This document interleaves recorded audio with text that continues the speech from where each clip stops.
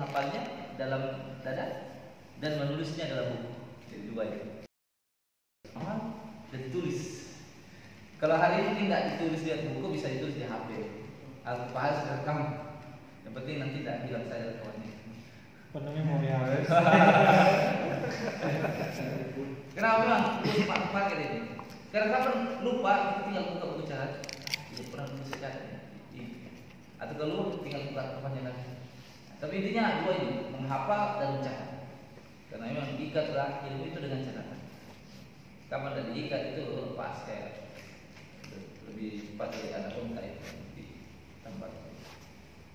Kemudian niatkan untuk membela syariat Allah, yakni menjelaskan penyimpangan-penyimpangan yang ada di tengah-tengah kelompok-kelompok sesat. Ya, dia jangan kalau ada dirasa datangi dari kita, jelaskan bahwa ini bukan ajaran Islam, ini di luar Islam. Islam tidak pernah mengajarkan seperti ini. Jelaskan sebenarnya. Kemudian niatkan untuk meneladani Rasulullah SAW, dan kita tidak mungkin dapat meneladani beliau sampai kita mengetahui petunjuk beliau Sallallahu Alaihi Wasallam. Ya, dengan berilmu itu kita bisa. Ya, apa tadi yang pertama? Ikhlas. Yang kedua mujahadah, bersungguh-sungguh. Ya, ilmu hanya akan didapatkan dengan belajar. Manjada wajadah. Ya, manjada wajadah. Siapa yang bersungguh-sungguh maka ia akan dapat. Ilmu hanya didapatkan dengan belajar, kesabaran, dan kemurahan hati hanya akan didapatkan dengan bersungguh-sungguh. Barang siapa yang menginginkan kebaikan akan diberikan kepadanya. Barang siapa yang menjaga dirinya dari kejelekan maka ia akan dilindungi. Disebutkan dalam Sahih Al-Jami'. Nah, kita akan bacakan beberapa kisah ya. Kita tambah 10 menit ya. Ada yang pertama, kisahnya yang Syafi'i. Dia berkata, tidak akan beruntung orang yang menuntut ilmu kecuali orang yang menuntutnya dengan keadaan sebab kekurangan. Aku dahulu untuk mencari sehelai kertas. Dulu orang untuk kertas saya itu nggak susah. Kita hari ini ya biar kertas saya. Ya. Dulu orang mencari kertas sangat susah. Tidak mungkin ya butuh sehelai kertas. Tidak mungkin seorang itu menuntut ilmu dengan keadaan serba ada dan harga ketika artinya sombong. Ya. Seseorang menuntut ilmu dengan keadaan serba itu ada itu sangat mustahil. Tapi dengan tunduk, kesempitan hidup, rendah hati dan berhikmat kepada ilmu. Kemudian beliau berkata lagi, tidak mungkin menuntut ilmu orang yang cepat bosan. Ya, pembosan. Kenapa? Ya, tidak akan masuk gitu. Cedek pembosan saya. Cari yang layak itu tidak akan ilmu itu akan bisa ia dapatkan. Dan sering berubah pikiran, ya. Serta sering merasa puas dengan apa yang ada pada dirinya. Oh ya, sudah asal dulu, sudah mengaji ya. Dia orang dulu asal, apa parkir anu teh, kedepu. Dia padahal kalau dia sebenarnya beda. Nah ini penting. Jadi jangan merasa tinggi. Ya, harus kita selalu merasa kurang akan ilmu. Ilmu sangat luas. Iya. Iya, jangan. Kemudian kisah dari Baqi bin Makhlad. Nah, ini Baqi bin Makhlad ini orang Andalus. Jadi dulu Spanyol itu namanya Andalus. Sebelum nama Spanyol itu negeri Muslim. Kalau kita sering baca, maka kita akan ternyata dulu kaum Muslim sangat perjuangan sangat luar biasa. Nah hari ini sisa masih ada di sana peninggalan kaum Muslim. Nah ini ulama yang bernama Baqi bin Makhlad. Ini orang Andalus, dia berasal Andalus dari namanya Baqi bin Makhlad Al-Andalusi Al-Qurtubi. Beliau berjalan kaki dari negeri ini menuju Irak. Bayangkan, jauh dari Spanyol ke Irak. Bayangkan jauhnya itu. Untuk apa? Untuk bertemu dengan Imam Ahmad bin Hanbal. Untuk apa? Untuk menuntut ilmu hadis. Kemudian karena pada saat itu Imam Ahmad kena fitnah dan dia dilarang untuk mengajarkan hadis, maka beliau Baqi mendatanginya tiap hari dengan berpenampilan seperti seorang pengemis. Jadi caranya dia supaya dia bisa belajar, diubah penampilannya seperti seorang pengemis. Ya. Jadi dia datang tiap hari dengan penampilan seperti seorang pengemis. Dia datang tiap hari dengan pakaian yang lusuh, pakai tongkat, dibalut kepalanya, pokoknya mirip itu dengan pengemis. Kemudian dia datang ke pintunya Imam Ahmad dan berkata, kasihani saya, semoga Allah merahmati Anda. Lalu mereka pun berdua masuk, mengajarkan 2-3 hadis, bahkan lebih. Dan Baqi melakukan hal ini maksudnya belajar sembunyi sampai penguasa yang memfitnah Imam Ahmad meninggal dan diganti oleh Ahlu Sunnah. Masya Allah, luar biasa ya orang sampai harus pura-pura jadi pengemis. Nah, kita hari ini nggak usah jadi, nggak perlu jadi pengemis. Paling kalau banyak pengemis kayak gini ya deh. Tidak perlu jadi pengemis. Terbuka untuk lebar untuk belajar, meluangkan waktu saja. Nah, itu pun kadang kita masa-masa kalau masa-masa ya, memang banyak faktor ya, faktor X ya, di samping memang kemudian ya, semoga kisah ini bisa menjadi penyemangat. Yang ketiga ya, kisah Yahya bin Ma'in. Dia seorang imam dalam Ali bin Jarrah. Dia menghabiskan seluruh warisan dari ayahnya sebanyak berapa itu? 1.050.000 dirham untuk mencari hadis hingga tidak ada lagi yang dia miliki selain sendal yang ada yang dia pakai. Jadi 1.050.000 dirham habis dipakai untuk belajar. Yang tersisa hanya sendalnya. Berapa hadir? Ya kalau di konversi dirham ini yang perak, kalau perak. Ya kalau dinar kan emas, konversi emas ya. 2,5 gram berapa ya 1 dinar. Kalau dirham itu perak. Ya ukurnya berapa perak sekarang dikali. Ya lumayan banyak. Dari 1.050.000 dirham. Berapa banyak dapat? 11 M. Jadi 250 juta. Ya. Inilah mujahadah yang ditunjukkan oleh orang-orang salaf terdahulu. Yang terakhir tentang mujahadahnya sahabat Abdullah bin Mas'ud radhiyallahu anhu. Jadi beliau sahabat Rasulullah yang sangat dekat dengan Rasulullah. Ia hampir tidak tinggal dari kegiatan Nabi sallallahu alaihi wasallam dalam berbaik keadaan.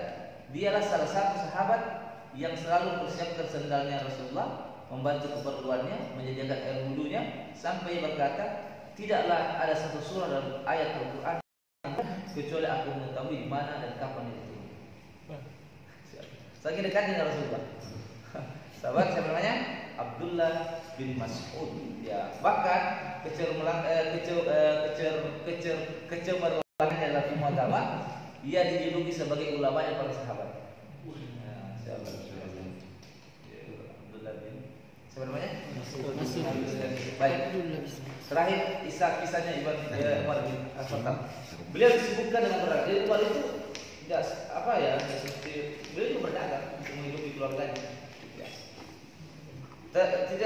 Tidaklah lepas kesungguhannya beliau untuk mempelajari ilmu dari Rasulullah SAW.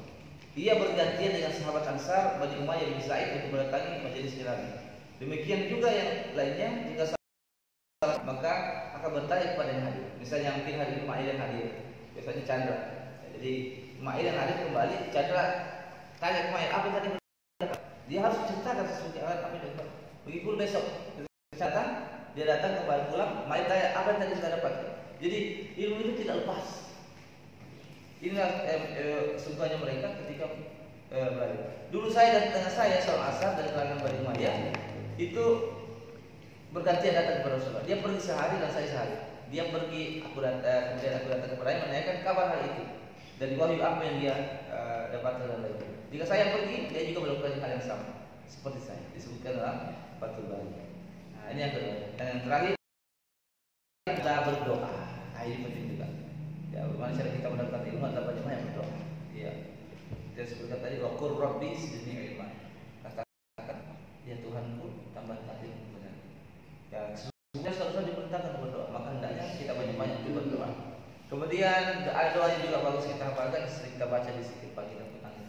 Allahumma inni as'aluka ilman nafi'an wa rizqan thayyiban wa amalan mutaqabbalan. Ya, yang belum hafal coba ikut saya. Allahumma inni as'aluka ilman nafi'an wa rizqan thayyiban wa amalan mutaqabbalan. Pakai kok, mutaqabbalan. Artinya ya Allah, sesungguhnya aku memohon kepadamu ilmu yang bermanfaat, rezeki yang baik, rizqan thayyiban, dan amalan yang diterima. Masya Allah, karena ada juga amalan yang tidak diterima. biasa ini doa ini mengumpulkan. Imam Syafi'i pernah berkata, aku pernah mengadukan hafalan kepada Waki, gurunya namanya Waki, tentang jeleknya hafalan. Lalu beliau menunjukku untuk meninggalkan maksiat. Beliau memberitahukan pada aku bahwa ilmu adalah cahaya dan cahaya Allah tidak akan mungkin masuk diberikan kepada para ahli maksiat. Padahal Imam Syafi'i kita tahu bagaimana beliau. Hafalannya sungguh sangat luar biasa. Diriwayatkan dari Imam Syafi'i yang berkata, aku telah menghafalkan Al-Quran ketika berumur 7 tahun. Sudah seluruh Al-Quran 30 juz, 7 tahun. Dan aku pun telah menghafal kitab Al-Muwattah sekitar umur 10 tahun. Kitabnya Imam Malik. Ya, tentang hadis-hadis Rasulullah SAW. Dan ketika berusia 15 tahun, aku pun sudah berfatwa. Sungguh luar biasa kan hafalan dia. Namun mengapa hafalan beliau bisa terganggu? Ketika Imam Asy-Syafi'i mengadukan kepada gurunya Waki, beliau berkata, wahai guru, aku tidak dapat mengulangi hafalan dengan cepat. Apa sebabnya? Gurunya Waki berkata, engkau pasti pernah melakukan satu dosa. Cobalah engkau merenungkan kembali. Ia merenung. Dosa apa yang telah perbuat itu? Beliau pun teringat. Nah, dalam renungannya itu dia teringat bahwa suatu saat ia pernah melihat seorang wanita tanpa sengaja yang sedang ingin menaiki kendaraan. Dulu kendaraannya itu adalah kalau bukan kuda, unta. Lantas tersingkap pahanya. Ada pula yang mengatakan yang tersingkap adalah mata kakinya saja. Lantas setelah itu pun beliau membalikkan wajahnya. Dia di tengah tangan itu langsung sekira saja dia langsung palingkan. Lantas keluarlah syair yang diucapkan di atas. Inilah tanda wara dari Imam Syafi'i. Perhatian beliau dan maksiat. Beliau melihat kaki wanita yang tidak hal baginya, lantas beliau menyebut dirinya bermaksiat, sehingga ia lupa terhadap apa yang telah ia hafal. Nah, kita kembalikan. Bagaimana? Tambah. Sila ada kesini mangkap lah.